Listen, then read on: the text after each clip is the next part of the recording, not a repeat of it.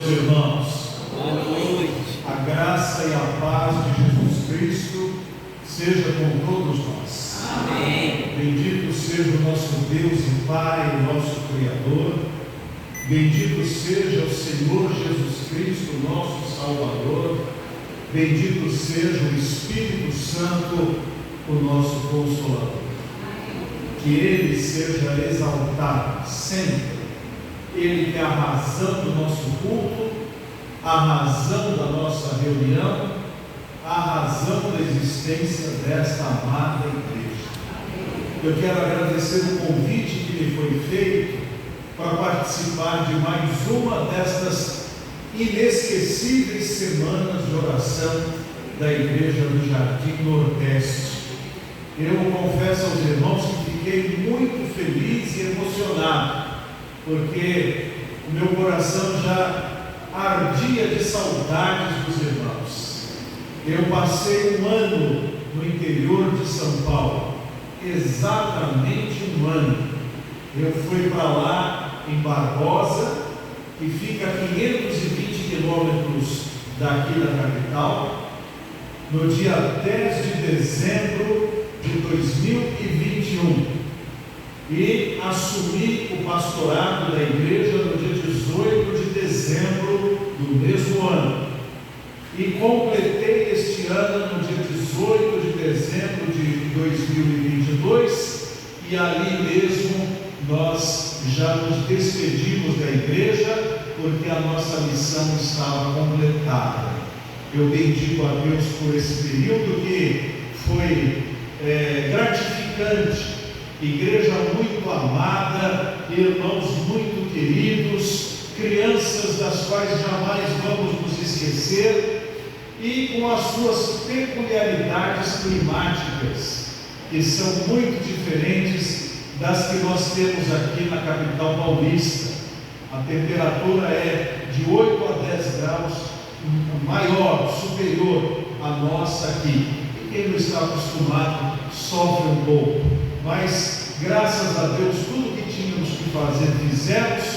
Deixamos ali irmãos do coração, com contatos e com a saudade de um dia regressar para dar um abraço em todos eles. Quero agradecer aos irmãos e o pastor Juvenal Braga Viana, que provavelmente está de regresso para São Paulo, que ele tenha um ano abençoadíssimo à frente desta igreja, que ele ama de coração, e eu amo também, porque já vai para quanto tempo que nós estamos em contato. Eu não tive contato na outra construção, mas nesta aqui, desde o tempo em que não havia janela, não havia reboco, não havia piso, não havia nem bancos, não havia nada, mas Deus estava nesse lugar. E quando há Deus, há tudo. Quando temos Jesus, temos tudo. Quem tem Jesus tem tudo. Quem não tem nada. Mas quem tem Jesus Cristo, no céu já tem morada. Essa foi longe, né, irmão? Essa era do meu padrinho de casamento, pastor irmão Luiz de Carvalho. Saudosa memória.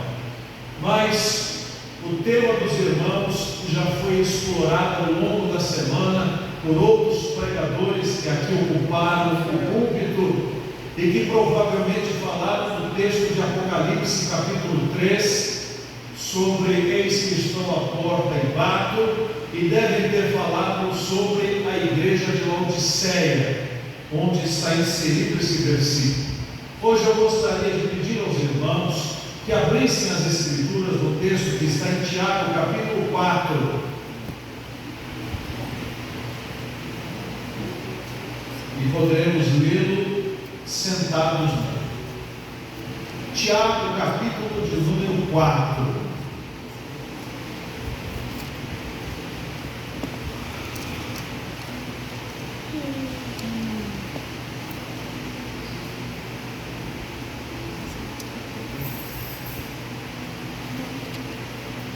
Tiago capítulo 4 diz o seguinte: de onde procedem guerras e contendas que há entre vós? De onde serão os prazeres que militam na vossa carne? Cobiçais e nada tendes, matais e invejais e nada podeis obter. Viveis a lutar e a fazer guerras, nada tendes, porque não pedis.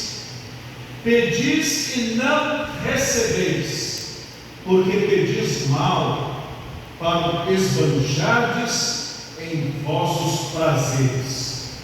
Adúlteros e adúlteras, não compreendeis que a amizade do mundo é inimiga de Deus?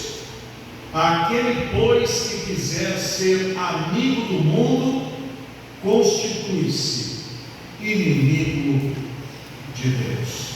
Vamos orar mais uma vez. Santo Pai e eterno Deus, na Tua presença, na celebração deste culto, nós estamos felizes porque o Senhor está aqui, gratos porque o Teu Espírito não nos falta, e carentes da Tua iluminação, para compreendermos o que a Tua palavra quer nos dizer nesta noite. Então rogamos a Tua graça para nos dares compreensão de qual seja a boa, agradável e perfeita vontade do Senhor. Eu oro em nome de Jesus. Amém. Bem, irmãos, Tiago capítulo 4 está na epístola de Tiago, ou na carta de Tiago. A palavra epístola significa carta, mas não uma carta informal, uma carta mais formal, com mais conteúdo, com maiores assuntos. E as epístolas eram uma comunicação normal nos tempos do Novo Testamento. Eles não tinham WhatsApp, eles não tinham e-mail, eles não tinham jornal, eles não tinham telefone, eles escreviam. E parece, meus irmãos, que o ato de escrever as epístolas ajudava muito mais no guardar o que estava escrito, porque há muitas pessoas hoje que nem portam mais um exemplar da palavra de Deus na mão, dependem de um aparelho celular para poder ler a Bíblia. Mas a semelhança deste monitor de televisão que está na minha frente, que não funcionou na hora que precisava, e o conjunto ficou sem as letras. Se estivéssemos com as letras no papel, como era antigamente, nós não ficaríamos escravizados ao funcionamento de um aparelho eletrônico. Mas é o retrato dos nossos dias, dos quais eu vou falar em seguida. Então, esta epístola foi escrita por Tiago. Qual deles? O Tiago apóstolo? Não. O Tiago apóstolo, irmão de João, foi morto logo no início da história da igreja. Foi morto, foi um mártir do Senhor. Então não é esse Tiago que escreveu. O Tiago, filho de Alfeu, também não era ele. Este Tiago diz ser o irmão de Judas. Qual Judas? O Iscariotes? Não.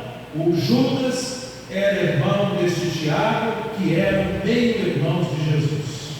Tiago foi filho de Maria e de José. Este Tiago, ele não era convertido quando Jesus estava no seu ministério.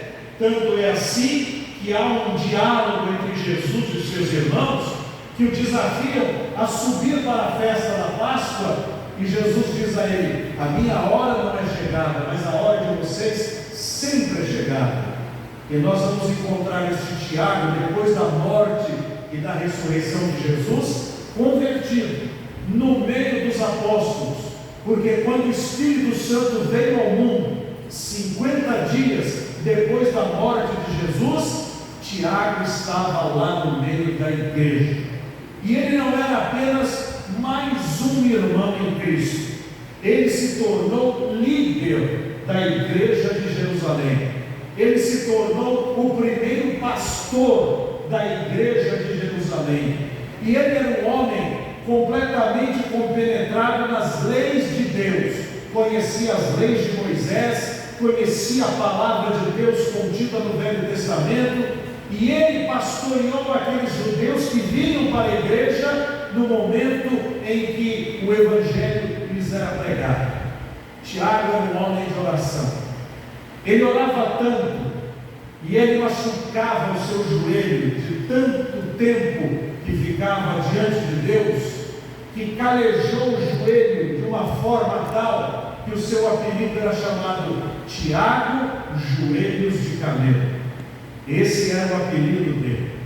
Era um homem de oração e um homem de uma palavra poderosa, considerada, onde as pessoas paravam para ouvir e consideravam o que ele dizia. Por exemplo, em Atos capítulo 15, quando acontece o primeiro concílio da igreja, quando eles têm um assunto muito sério para resolver, porque até então se pregava o evangelho para judeus. Os judeus recebiam Jesus, mas agora vem o apóstolo Paulo, vem Barnabé, vem Tito, e pregam para os que não eram judeus e não ensinam a guardar a lei. Então houve uma contenda dentro da igreja, onde um grupo de crentes queria que os não-judeus, chamados gentios, guardassem a lei de Moisés. Paulo, Barnabé, a igreja de Antioquia diziam que não era necessário. E então submeteram esse assunto para um concílio dos pastores daquele momento, os apóstolos e os pastores. Então o apóstolo Pedro contou a sua experiência, que tinha evangelizado um gentio, um italiano, Cornélio e toda a sua família, falou que o Espírito Santo viera sobre ele também, e que não podia rejeitar a água, e eles então discutindo, levanta-se Tiago, e o povo aquieta. Ele diz: meus irmãos, não convém colocar nas costas dos estrangeiros algo que nem nós e nem os nossos pais conseguimos carregar. Então vamos dizer aos estrangeiros que depois de entregar a vida para Jesus, eles guardem apenas 4 compromissos da lei: que eles fujam da prostituição, que eles fujam da idolatria, que eles não comam carne sufocada e nem comam sangue. Fazendo isso, eles já estarão enquadrados na palavra de Deus. Isso apaziguou a igreja com uma voz tão sábia, tão serena, tão correta, tão coerente. Este era Tiago. E nós encontramos em Flávio Joséfo, que foi o historiador primeiro da história da igreja, contando que Tiago, na época em que Jerusalém foi invadida por Roma e o general Tito ia destruindo tudo, destruindo o templo, destruindo as casas, que ele ali foi martirizado pelo poder do imperador romano, e que ele estava em oração no momento em que as coisas se sucederam. Ele não fugiu de Jerusalém, ele continuou ali, porque era o pastor que amava o seu rebanho e tinha compromisso naquele momento com o seu povo. Esse é Tiago. Tiago, filho de Maria e filho de José. Nós o chamamos de meio-irmão de Jesus, porque Jesus também é filho de Maria, mas o pai biológico de Jesus é Deus, porque diz a palavra de Deus que a virtude do Espírito Santo viera sobre Maria e concebera no ventre dela um ser que era perfeito Deus e perfeito homem, mas foi criado por José, que foi o melhor pai adotivo do mundo, um homem de caráter, um homem de virtude, um homem trabalhador, porque os judeus da época diziam o seguinte: quem não ensina o seu filho a trabalhar, ensina-o a roubar. Então José ensinou um ofício para Jesus de carpinteiro, e Jesus sabia muito bem o que era esforçar-se todos os dias, 6 dias por semana, guardando o sábado do Senhor. Tiago escreve esse texto mais ou menos 12 a 15 anos depois da chegada do Espírito Santo.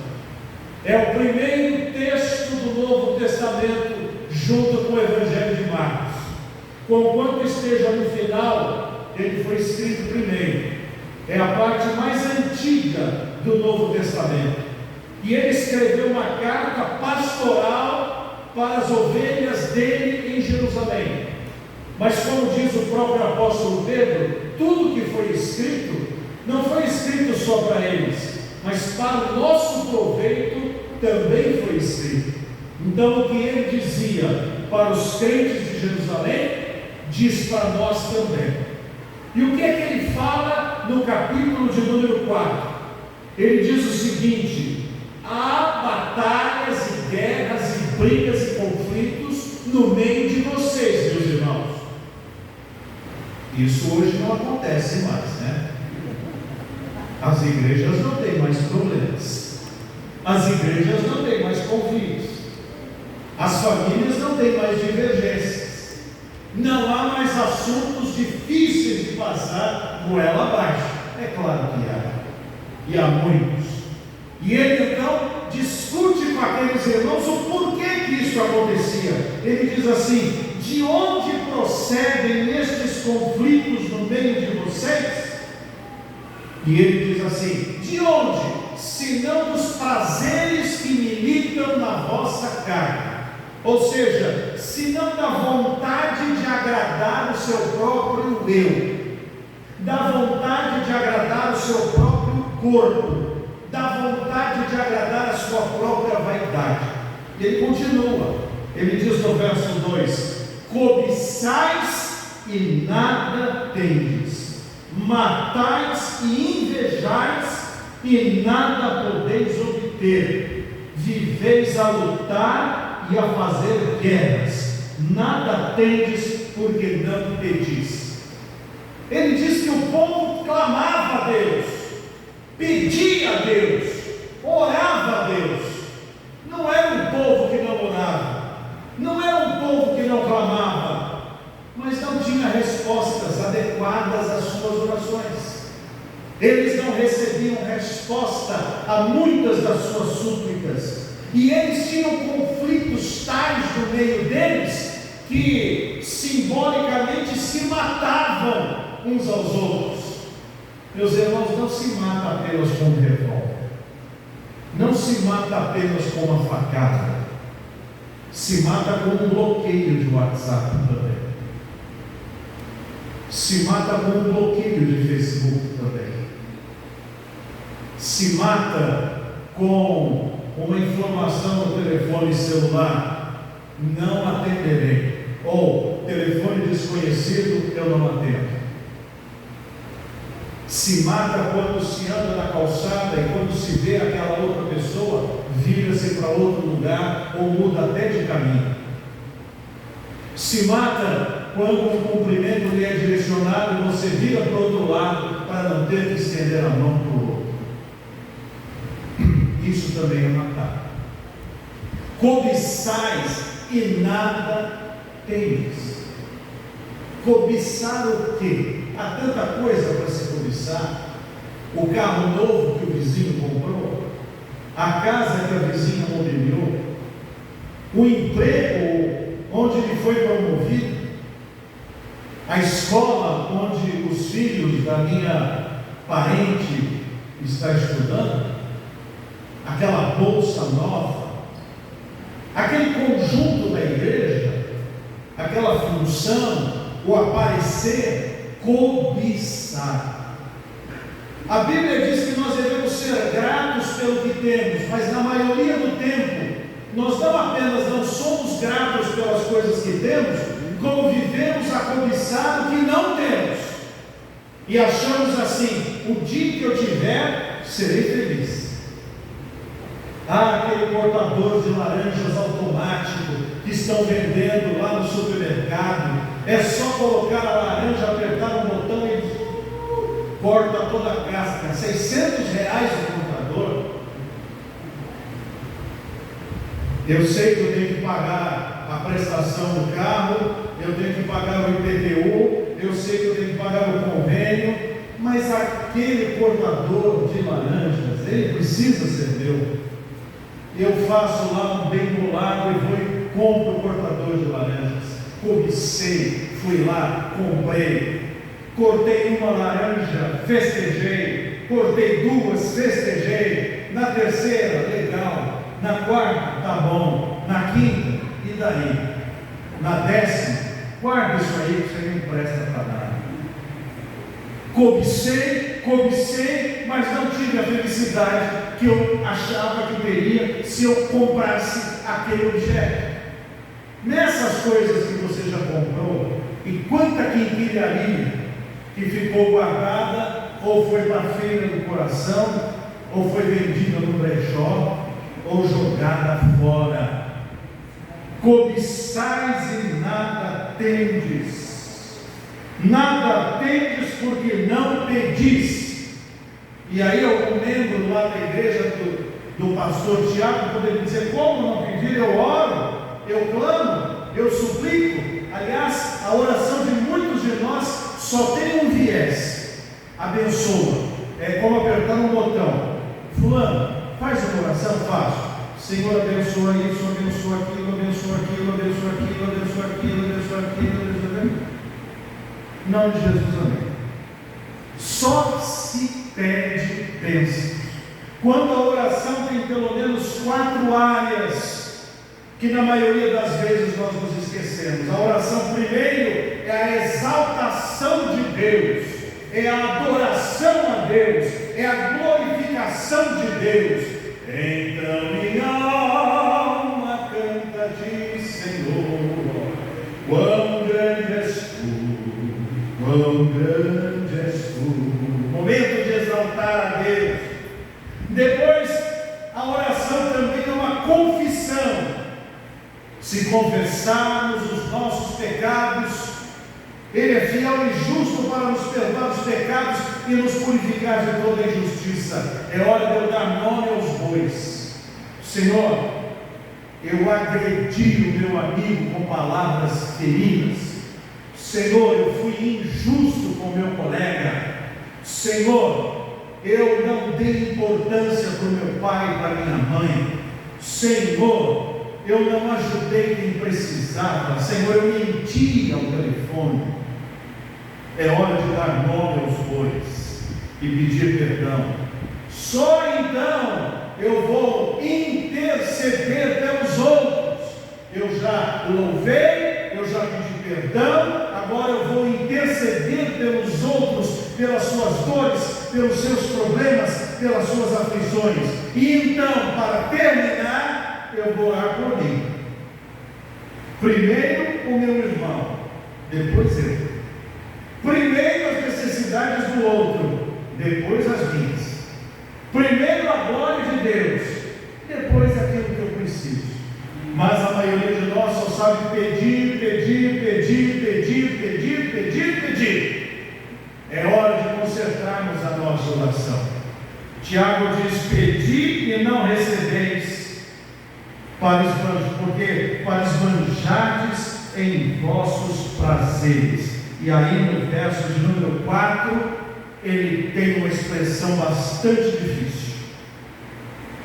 Na revista atualizada de João Ferreira de Almeida, o tradutor tentou amenizar a palavra dizendo assim: infiéis, não sabeis que a amizade do mundo é inimiga de Deus? Mas a palavra no grego não é amenizar. Ela chama de adúlteros e adúlteras. E eu quero dizer aos irmãos que não há pecado que doa mais no coração de alguém que é vítima do que o pecado do adultério do seu cônjuge. Quando ele vem ou ela vem diante de Deus e diante de todos e diz assim: serei fiel a você até que a morte nos separe, e assume o compromisso público de não ter olhos e coração e corpo e pensamentos e emoções para nenhuma outra pessoa, senão para você.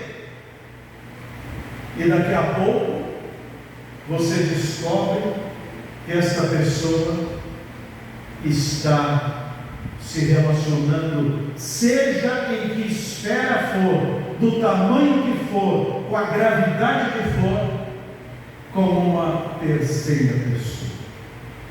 Dói. É uma dor incomensurável. E é uma quebra de compromisso. Entre os judeus, como era punido o adultério? Era simples.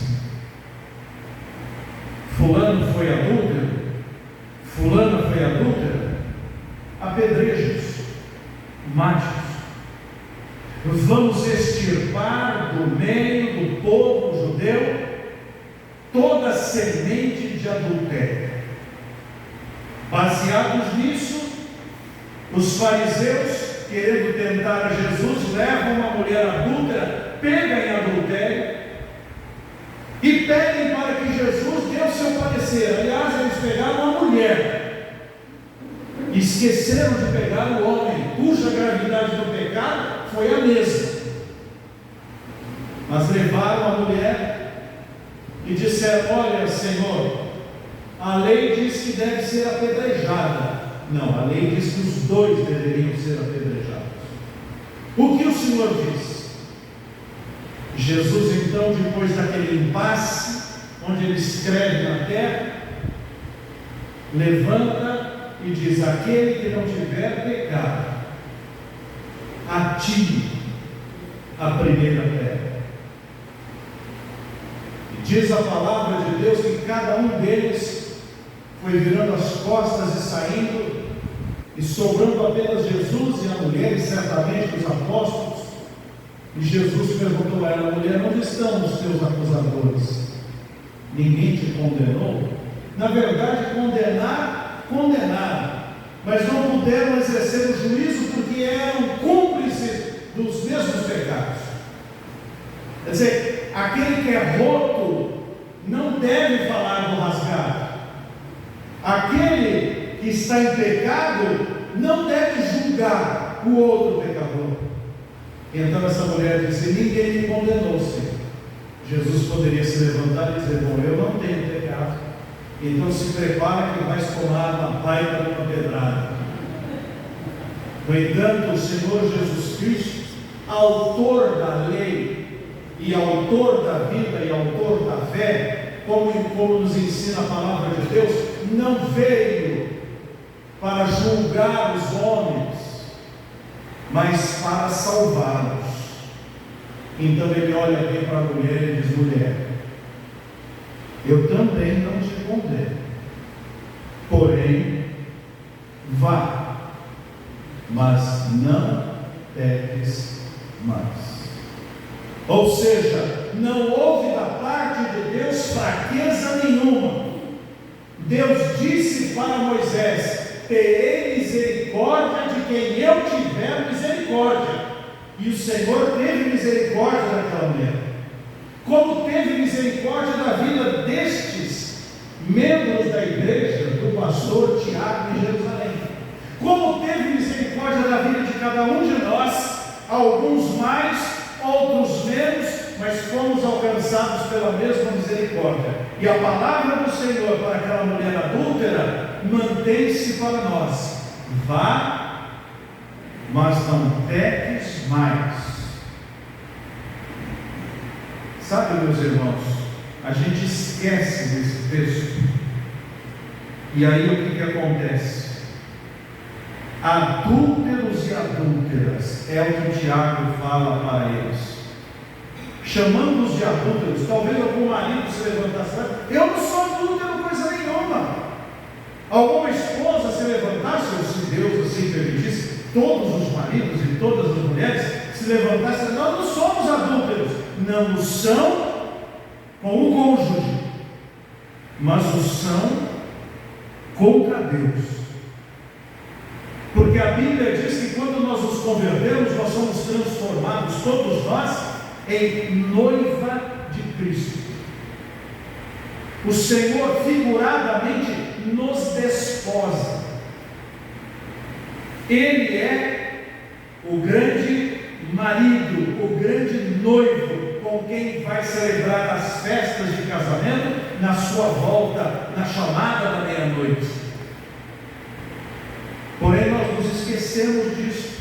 Então Tiago diz: adúlteros e adúlteras, não compreendeis que a amizade do mundo é inimiga de Deus? Aquele, pois, que quiser ser amigo do mundo, constitui-se inimigo de Deus. Bem, para o inglês ver, nenhum de nós é amigo do mundo. Ninguém aqui faz parte, talvez, de um inferninho, de uma balada. Nenhum de nós aqui está fazendo parte de algum clube de bebedeira, de algum prostíbulo. Mas não é necessário. Satanás, o adversário, está com seus dias contados. E nós estamos chegando no momento mais apocalíptico que o mundo já viveu, com a consciência do próprio mundo de que o relógio do apocalipse se adiantou e está quase na meia-noite. Palavras dos cientistas. Estamos a 90 segundos da meia-noite, segundo o relógio dos cientistas, que avaliam as consequências climáticas e sociais pelas quais o mundo está enfrentando. E como é que Satanás está agindo? Ele age com muita sabedoria. Primeiro, ele está descaracterizando as igrejas. E como que ele faz isso? Há 50 anos atrás, quando você entrava numa igreja, você sabia que aqui era uma casa de oração, era um lugar de encontro com Deus. Você vinha à casa de oração e respeitava o ambiente. Era um ambiente de silêncio, um ambiente de culto. Não se falava às expensas, não se brincava, não se andava de qualquer jeito na casa de Deus. Os hinos eram cristocêntricos, apontavam para Jesus, ou então eram evangelísticos, apontavam para a salvação que o pecador precisava receber da pessoa de Jesus. As relações das pessoas eram relações respeitosas. As pessoas se consideravam irmãos na fé. Com o tempo, os pastores foram morrendo. Os pastores que tinham formação bíblica foram dando lugares a pastores cuja formação era em vendas, em administração de empresas, em venda de corretagens e com algum conhecimento teológico, e eles traziam para a casa de Deus um comportamento empresarial. Ou seja, o que importa agora não é se alguém tem comunhão com Deus, é se vamos fazer o rebanho crescer. O que importa agora não é o número de pessoas no culto, é quanto vai render o culto. E então a igreja passou a tratar a si própria como empresa. Tanto é assim que agora não criamos congregações novas, nós criamos filiais da nossa. Jardim Nordeste na Vila Ré, Jardim Nordeste na Vila Curuçá, agora é assim, não se criam mais congregações, eu crio sucursais da nossa igreja. Por quê? Porque agora é uma empresa, e a minha precisa crescer mais do que a dele. Quantas congregações tem a sua? Tem 8, a minha tem 10, ganhei de você. Quanto está a receita da sua igreja? X, a minha dá Z, ganhei de você. Transformamos a igreja no comércio. Mas aí o diabo deu mais um passo. Só esses administradores não resolviam. Satanás, que sabe do seu tempo e sabe que a tecnologia cresceria, Daniel, em sua última profecia, disse: a ciência se multiplicará. Então, com a permissão de Deus e com influências do demônio, criou-se a internet, que quando bem usada é uma ferramenta nas mãos do Senhor, mas 90% das pessoas não a usam para a glória de Deus, mas para a destruição de si próprias. E então a internet passou a propagar falsas informações a respeito de tudo. Eu sou do tempo que, quando era para fazer um trabalho, tinha que ir à Barça, à Enciclopédia Britânica, tinha que ir à biblioteca do bairro, fazer um levantamento para apresentar a prova. Mas com a internet, basta que eu fale para um site dizendo: olha, o que é esse assunto? Ele já me mostra um assunto pronto. Eu não preciso pensar mais. Então Satanás deu mais um passo. Quando eu leio Apocalipse, diz assim: a besta que subiu da água, a besta que subiu da terra, e a imagem que foi feita, e que deram vida para esta imagem, eu contemplo o telefone celular na mão de cada um de nós, que transformou o ser humano num zumbi.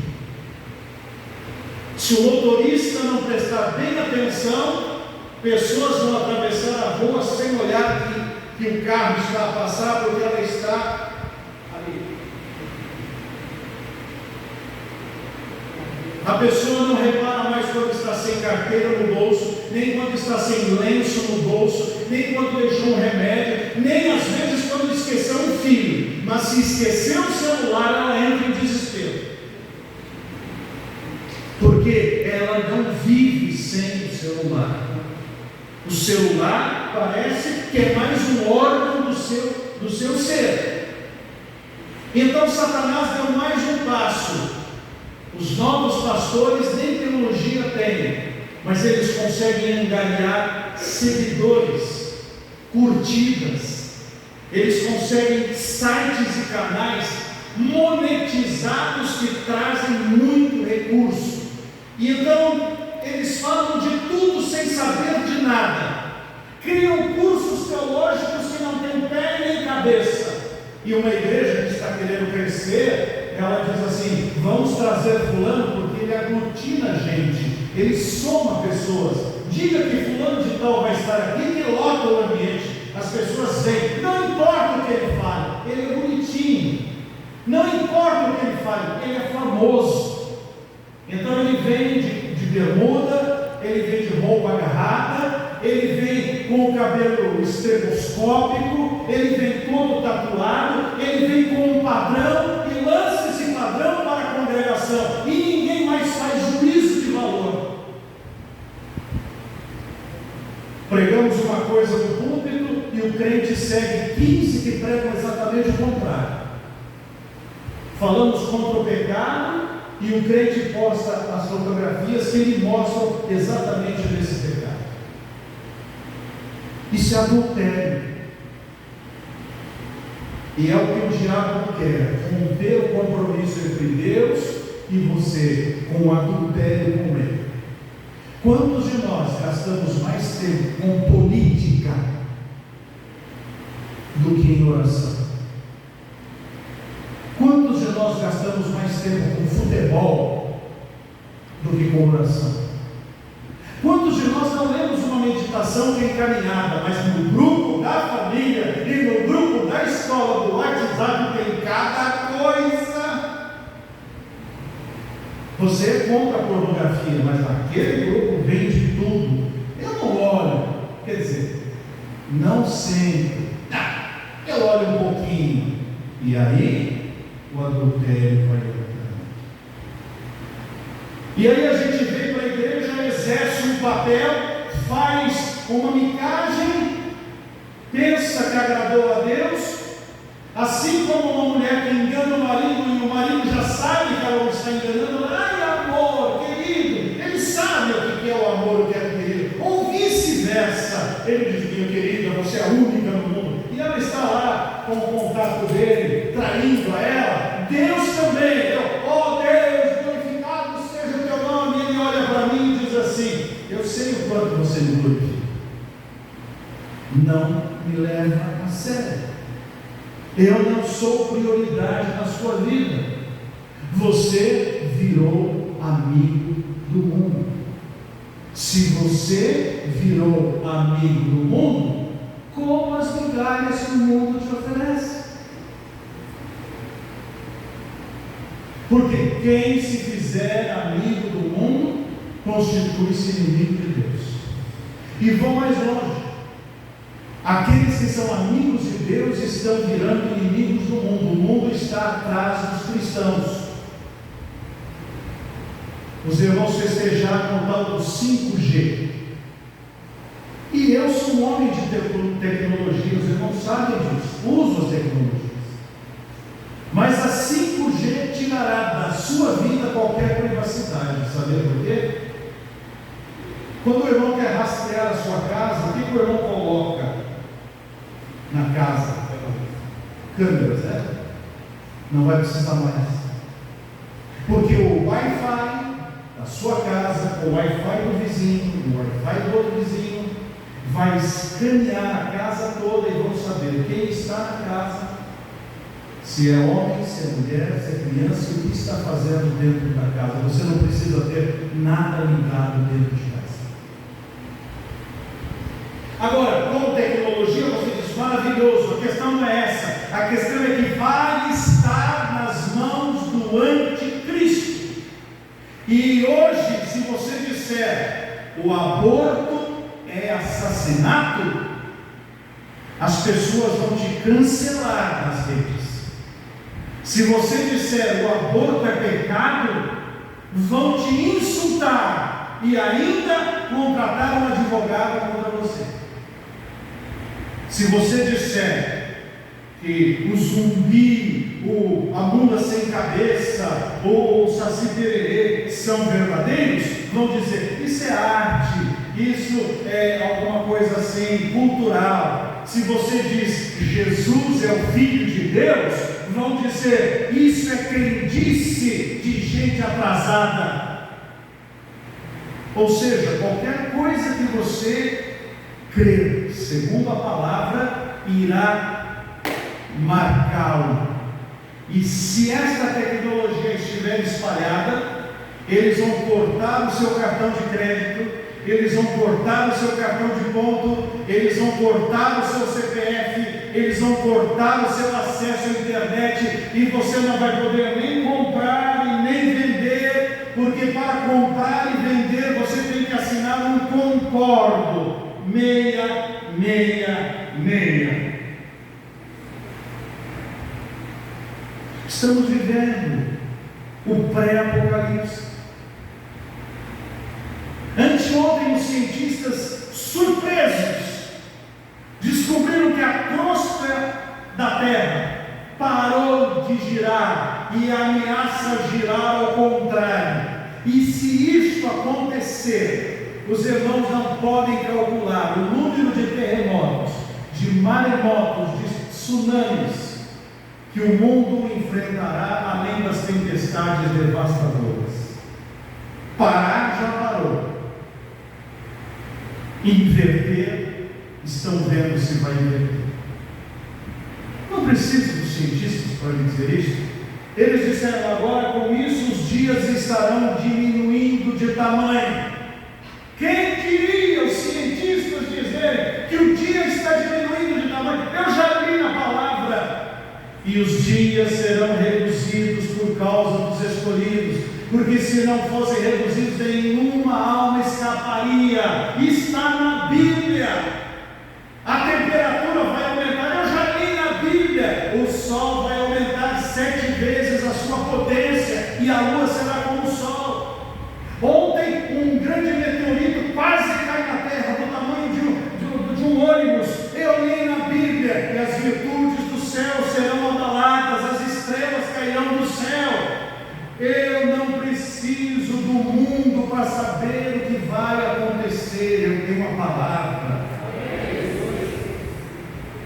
E o Deus, autor da palavra, está esperando que o seu povo se arrependa do seu adultério e pare de ser zumbi e comece a ser crente, joelho de camelo, orar, clamar, suplicar na simplicidade de uma vida séria com Deus. Não deixe a tecnologia usar você. Use a tecnologia para falar de Cristo, mas não consuma o lixo que ela tem. Saia de tudo que não presta. Não dê crédito a todo mundo que diz que sabe. A semana retrasada, um homem que sabia aplicar disse assim: invista tudo que você tem nas Americanas.